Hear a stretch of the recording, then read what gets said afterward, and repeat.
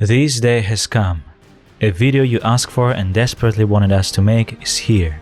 Today our channel will live one day as a real Viking. You will finally learn whom they truly were, doughty barbarians as portrayed by Western culture, or romantic adventurers with rich traditions and well-developed technologies.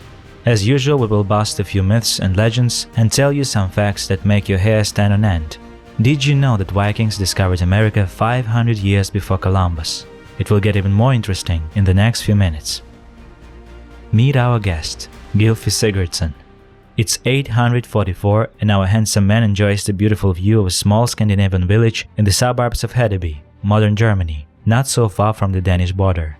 Yes, you've heard it right. People think that Vikings lived only on the territory of Norway or Sweden, but Denmark was also the homeland of Vikings. Hedeby, near which our Gylfi lives, was one of the three major cities portrayed in the all-known sagas. Two other cities were in the Norway and Sweden. Finland, however, has nothing to do with Vikings. Even then it was a separate country.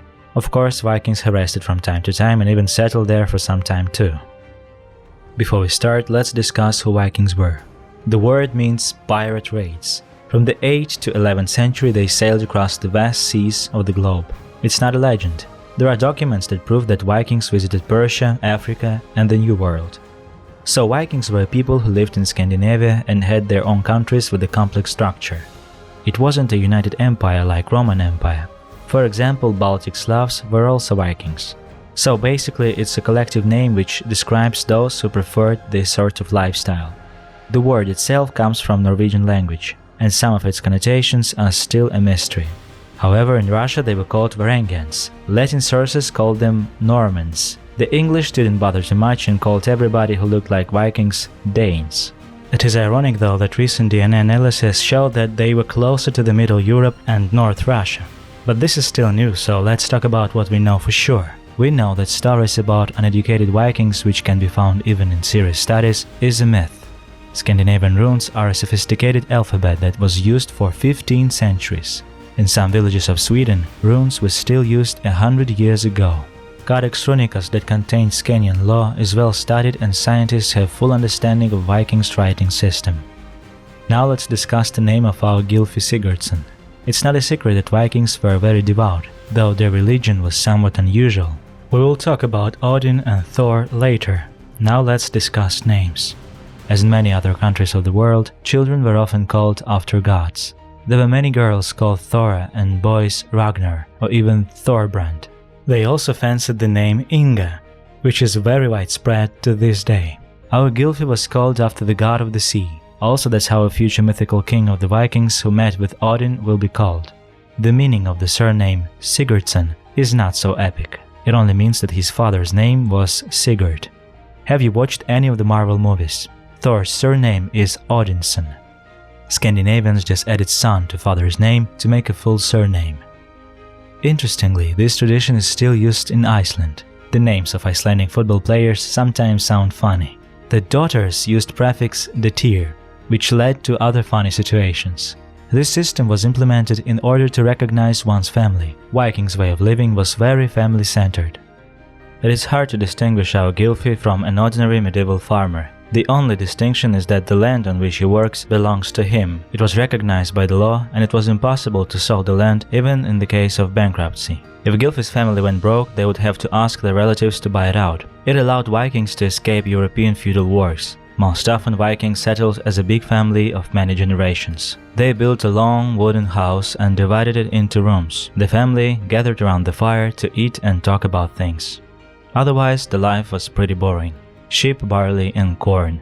Everybody chipped in to make ends meet. Don't forget it's a northern land. It's almost impossible to grow wheat there.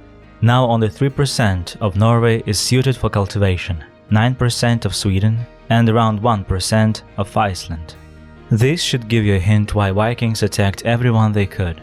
Geography also explains why they were sailors. Scandinavia is not a friendly place. Mountains, fjords and unfavorable lands gave birth to a historical phenomenon. It was easier to our Gylfi to get on a ship and sail to Uncle Bjorn in the next village than to go on foot. While ships gave pirate flashbacks to Roman merchants, Vikings had opposite feelings. Climbing mountains is way more complex than calm cruises. Every respected family had a ship of their own, or at least connections with those who had one. They couldn't survive otherwise. This is the first myth created by the famous TV show. You can often see how Scandinavians kill each other non-stop. It's a blatant lie. Yes, villages and communities of the Vikings didn't have strict rules, but in most cases, murder was punished at least by exile. In the worst-case scenario, you would be sent to Odin. The other famous detail that is quite often misportrayed by TV shows and books is the role of women. Vikings did just fine. Scandinavians were one of the first people who established equality and marital contracts. Our Gylfi has a fiancée, Kraka. She lives in the next village. They love each other. Unlike in Europe, not men choose their women, but women chose their men. No matter how much money he had and what family he came from, if he didn't have a great history of military campaigns, he would not get married. On paper, Vikings were a patriarchy, and the last war was said by a father. However, a father wouldn't give his daughter if she didn't want to marry. The reason is simple. A wife wasn't just a toy. It was a person who would look after the house while the husband spent months and even years in military campaigns. She also had to raise real warriors.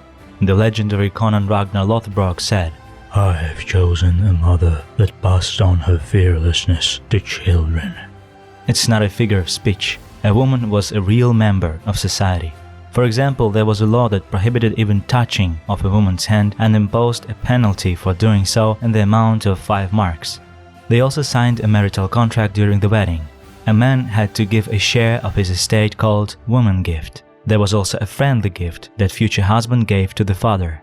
A father would release his daughter with a dowry, and the discussion of the details of the marriage looked like a real bargain. So, wedding was a real headache to Gylfi. Also, youth wasn't respected that much in those times. In Europe, some people married being 10 years of age. Vikings preferred to get married near 30. It was quite logical. A man who could survive to this age had more chances to survive a campaign than at 18 years old. There were also so-called delayed weddings, when couples had been engaged to marry but the wedding happened years afterwards. The TV show Vikings didn't lie about many things. For example, if husband wasn't there, his wife could take charge of military campaigns. Vikings aimed at full equality. Now let's talk about what you all have anticipated. About conquests. It's 844. Denmark is ruled by Ragnar Lothbrok, the main hero of the above-mentioned TV show. They changed Ragnar's story a little bit. In reality, he wasn't an ordinary Viking. He was a son of Sigurd Ring, the previous king of Denmark. His official title was Conan, which is translated as king. However, there are no established historical documents proving his existence. But there are still some other historical facts, for example, of Vikings conquering Paris. Every campaign went the same way. Our Gylfi just breeds his ship and suddenly meets a messenger from another village, who calls people to join a campaign. Gylfi, together with other villagers, packs his stuff, brings it on the ship, and follows orders of the leader. Gylfi can also be a leader himself if campaign is small. In our case, we're talking about a massive attack of Vikings on France. It was a usual Tuesday. In 789, Vikings attacked the city Dorset in England and robbed it. In 800, they conquered Shetland Islands. In 1844, robbed the capital of Portugal, Lisbon.